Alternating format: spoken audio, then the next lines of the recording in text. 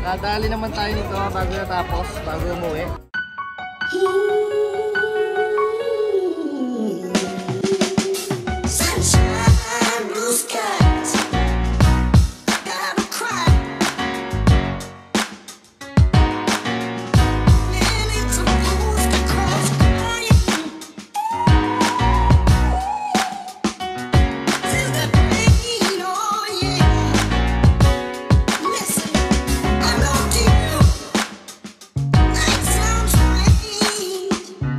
Ready na sila, oh.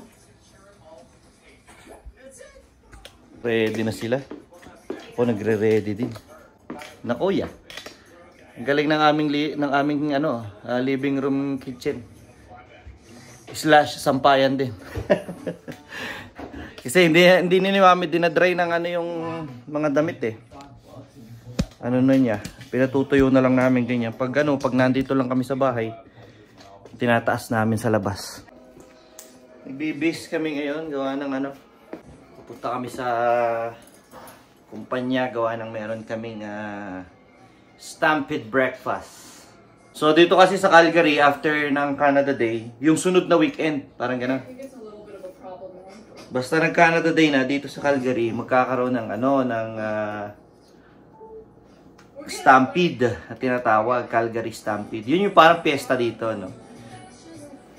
Sineselebrate yung mga iba-ibang pati yung mga iba-ibang groups, iba-ibang kultura, pinapakita nila doon. May mga parade at nag-o-open yung biggest outdoor show on earth na sinasabi nila, yung Calgary Stampede. Doon yung sa downtown, kung saan may mga rides, napakadaming pagkain, kung ano-anong activities. Kami bukas nandun kami sa Calgary Stampede kasi may parang bukas yung opening. Bukas mo talaga yung opening nila, no? Anong Friday pa? So yung Calgary Stampede, nag-open siya nung Friday at ongoing na siya for 10 days. Ngayon sa Sunday, bukas, family day, kaya pupunta kami doon. Pupunta kami kasi libre yung entrance. para yung gagastusin namin sa entrance, may pang rides or may pang laro na ng mga games ng mga bata sa loob, tsaka pang kain, di ba? Pero ngayon Sabado, may tinatawag din ditong marami dito sa mga kumpanya, kung sino-sino, sa mga outside ng malls, meron silang mga tinatawag na Stampede breakfast din na sarili nilang version. Usually, yung Stampede breakfast na yan, lang naman yan kalimitan, pancake, sausage, ganyan. Libreng kape, yan. So, yung kumpanya namin, nag-hold rin sila ng ganun every year. Samahan nyo kami mamaya papunta doon. Last year kasi, hindi kami naka-attend sa kumpanya namin na Stampede breakfast kasi nasa camping kami noon. Pero nung unang taon ko sa trabaho, nung na-hire ako diyan, so na-hire ako January, pagdating ng July ganito, naka-attend kami noon, kasama ko yung mga boss. Si Jeron hindi ko kasama, si Johan lang kasama namin. So naglaro-laro sila doon. Enjoy din yung mga bata, may mga face painting, may mga pakulo din silang ganun. Oh, ngayon, ewan ko kung anong meron. Tingnan natin. Oh, so ready na kami. Sabi alas 9. Alas 9 na pala. So alis na kami. Okay, let's go. Yan ha.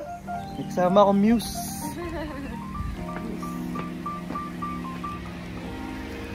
Dalawang bata dito na. Sila na yung nag-start. Ako papasok sa work ng kasama pamilya.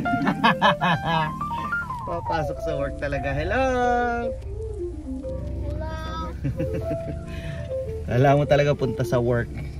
Oy, pero mamaya naghahamon ng overtime yung mga amo namin. Mamaya after ng breakfast namin nagpapa-auto sila sa hapon.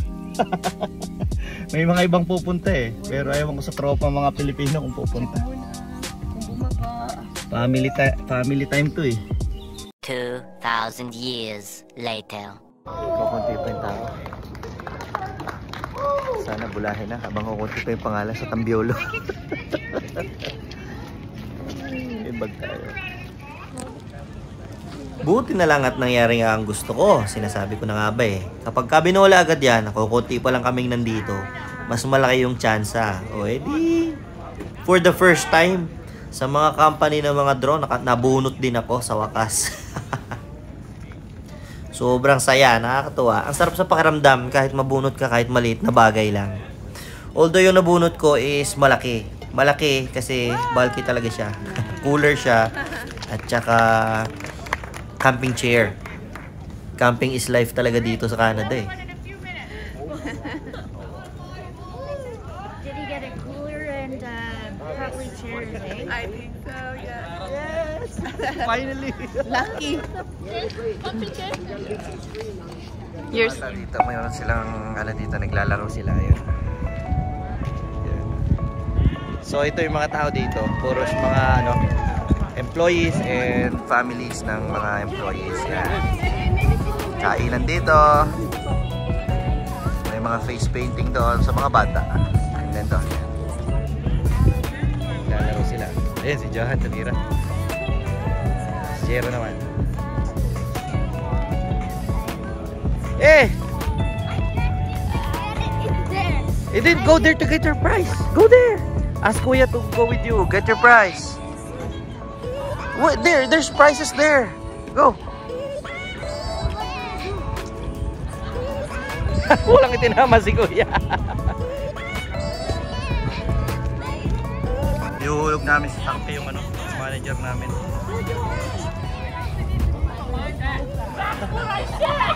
One shot. It happens in like 16 seconds.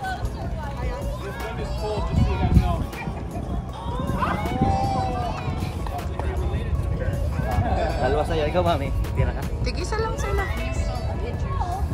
Tatlo ko. Johan ka na lang. Kuya, hayaan mo dalawa. I-try. Johan ka. Sige, ako pa niya kayo sa'yo. Kayo doon na, kay Kuya. Okay, Tatlo Kuya. sa'yo. Ah! That's okay.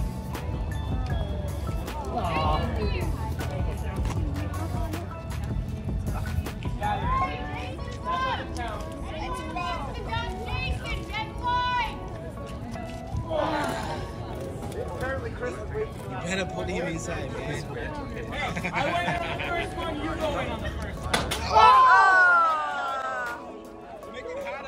You're on this side. You should come on this side. Yan.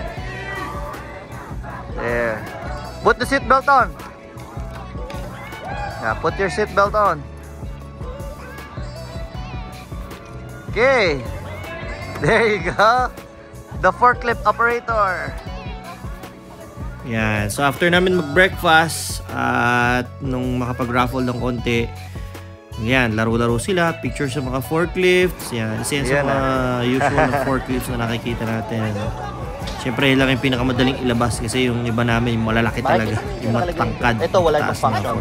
Sa iba,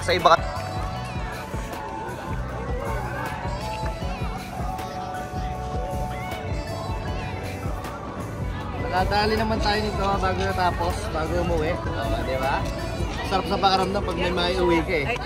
Di ba? May camping chair tayo. Hindi ko alam kung ilang piraso laman ito. Kung isa lang to. Mami. Tsaka meron tayong cooler. Hindi tayo bokya umuwi ngayon. Sarap sa pakiramdam pag may naiuwi eh, no? bahay na kami. Dahil mahaba pa yung oras. Eh ano muna, aray ko, masyal muna kami sa park. Lako na nga muna itong garage. Ha? Alin? Oo nga pala. Kasi ano, tapos mamaya isip ko dahil hapon tambay lang din naman. Giisip ako mag-overtime kasi mag-overtime sila hanggang 9. Pwede siguro ako. Oh, 5 to 9. Ito na guys, binuksan namin kung ano yung nakuha ko. So ayun yung camping chair. Ang bulky niya, isa lang pala siya. Akala namin dalawa. So, galing Uline pala to. Malamang mga freebie ng Uline. Ang laki. May ano pa siya? Lalagyan ng ano? May pocket? Coolers. Oh. Tapos yung isa sa cup. Ang laki ng lalagyan eh na. Daddy, ang kapal oh. Oo. Tiba yan. Sarap na. Laki. You know? Tara, dali. At saka ito, may laman din naman. May laman siyang iced tea. Ganito, at saka jerky. Hindi ko kaya to, jalapeno. Ito sa akin, teriyaki. Pagka kasi ako bumabiyahe ng long drive, ganyan lang kinakain ko. Tsaka Gatorade. Wow, iced tea. Oo nga pala, ito pa nga pala. Bitigisa kami ni mami ng bag na ganito. na giveaway. Mga bata naglaro kanina ng kite. Yung mga free nila. Yan. Conjupec bag.